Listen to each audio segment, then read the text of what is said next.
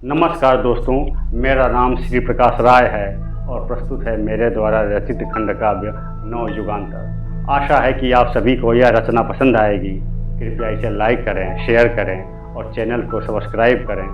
धन्यवाद। चलिए अब हम सर्ग 3 का अगला भाग पढ़ते हैं, जिसका शीर्षक है वर्षा। जब सूरज तापता सागर को पानी भाप बन जाती है, जो अब मेघों पर चढ़ती जगह जगह भटकती है।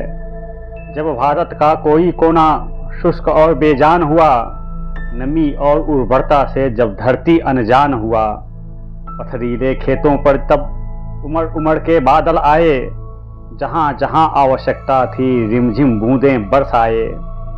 बूंदें गिरी खेतों में, बूंदें गिरी खेतों में, फसलों को नव प्राण दिया। वृक्ष वनस्पतियों ही क्या, तप्त धरती ने भी पान किया। अन्न उगे इन खेतों में, धन धान बढ़े खलिहानों में। हरी तिमा की चादर फैली, फल फूल लदे बागानों में। नियत की इस सुंदर व्यवस्था को क्यों अतिक्रमण कराऊं मैं।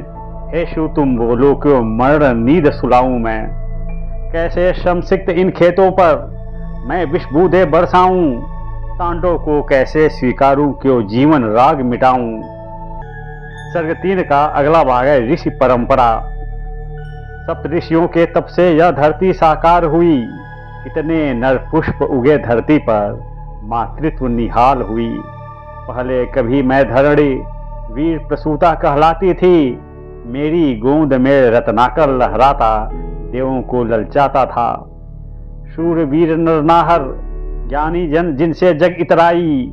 वीर प्रसूता मैं तभी धरा पर गौरव से कहलाई। ऊपर देखो देवलोक से देवगण सब ताक रहे। प्रश्न चिन्ह है मुखमंडल पर, उत्कंठा से झांक रहे। देवों के देव हे महादेव, आप ही हैं पालनहार। नारायण भी माखन चोर बन रचते लीला अपार। गीता के स्वर यहीं से उभरे, कर्म योग सिखलाया है। धर्म नीति और त्याग का पथ जग को दिखलाया है। नानक कबीर तुलसी जैसे नर रत्न यहाँ जन्मे हैं। सूर मीरा रविदास यहीं पावन धरा पर उतरे हैं। अरे आराध्य राम बन आए, अवधपुरी में जन्म लिया। इस कण को पावन करके धर्म ध्वज को ऊंचा किया। योगी यति तपस्वियों की भारत राष्ट्र खान है।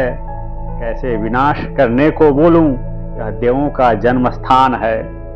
पुरुषार्थों से सींच सींच कर अपना स्वप्न साकार किया। क्या अंतरिक्ष क्या समुद्र तल, कल्पना को आकार दिया।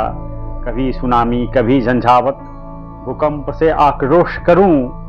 अतिवृष्टि और अनावृष्टि से चेतावनी में रोष भरूं।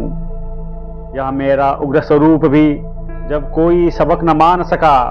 न सुधरा न आदत छोड़ी, संकट और विकराल हुआ। कभी कभी कुपित हो तमाचा जोर लगाऊं मैं। बच्चे भोले समझ न पाते, कैसे उन्हें समझाऊं मैं। इनको नष्ट कराकर मैं कुलघाती क्यों कहलाऊं। तुम ही बोलो शिव, इन्हें मैं अब कैसे विसराऊं। सर्ग 3 का अगला भाग है समाधान। माँ धरती स्पंदित थी, अंतर में ज्वार उमड़ आया। मनोदशा सुना डाली, भावों को स्वयं मुखर किया। देव सभा में मौन विराजा, सब स्वयं अवाक खड़े। घनता से सब सुन रहे थे, भावों के जो तह उभरे। हर मुख पर आशंका की रेखा, प्रलय का भय छू मंतर। पर अब वह रूप बदलकर प्रश्न बना था अंतर अंतर। सन्नाटा था पर वाणी बहती, बड़ा वाणी में संवाद हुए। नेत्रों से ही अर्थ झर रहे, मनोभावों से अनुवाद हुए। पृष्ठभूमि नवग्रहणी होगी, पुरातन का परीक्षण कर। जहां आवश्यक हो त्याग पुराना, मूल सत्य हृदय में धर। महाकाल का योग पुनः सतयुग धरती पर लौटेगा। ऋषि सत्ताएं देगी साधन, देवत्व जन जन में उभरेगा।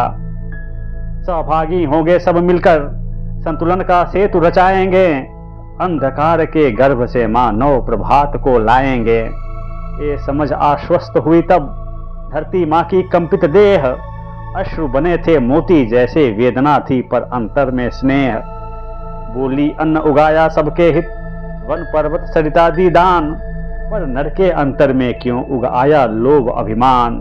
मेरे वक्ष हुए घायल कितने, खनन शूल से छलनी काया, मेरे बन के निश्वासों ने धुएं का विषदंश पाया। नभ का नील हुआ है धूमिल, जल में व्याकुलता का स्वाद, जीव जगत की मौन पुकारें करती हैं मुझसे संवाद। मैं विनाश नहीं चाहती संतति की, बस संतुलन का संधान, मुझ में ही है बीज नवोदय का, मुझ में हो परिवर्तन प्राण। यदि मानव फिर स्मरण करे कि वह भी मेरी ही संतान, तो प्रलय नहीं परिवर्तन होगा, युग बदलेगा बदलेगा मान। सभा पुनः गंभीर हुई तब, भय का रूप हुआ और क्षीण, करुणा के गर्भ से ही जन्मेगा नव सृष्टि का बीज नवीन। माँ धरती की व्यथा बन गई, संकल्पों का दीप्त प्रकाश, महाकाल के प्रांगण में फिर जागेगा सृजन मिट विनाश।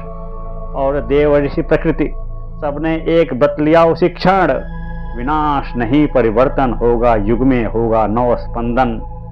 तभी हिमगिरी कन्या पार्वती बोली, हे धरणी तू माँ सहज सरल, वात्सल्य तेरे कण कण में है, तेरा आंचल असीम अविकल। विनाश नहीं युग परिवर्तन होगा, नूतन सृजन का मूल खोज, उल्टे को सीधा करना होगा या बदलना होगा सोच। अपनी करुण कथा कह डाले पर कारण की जड़ तक जा, केवल वात्सल्य विस्तार नहीं माँ, समाधान का पथ भी दिखला। इन पंक्तियों में वर्षा का वर्णन है, जिसमें सूर्य की गर्मी से बनी भाप बादल बनकर धरती को जीवन देने लौटती है। यह वर्षा शुष्क भूमि को हरियाली, उर्वरता और अन्न धान्य से भरकर प्रकृति को पुनर्जीवित करती है। इसीलिए वर्षा जीवनदायिनी शक्ति होने के कारण विनाश या तांडव को स्वीकार नहीं करती।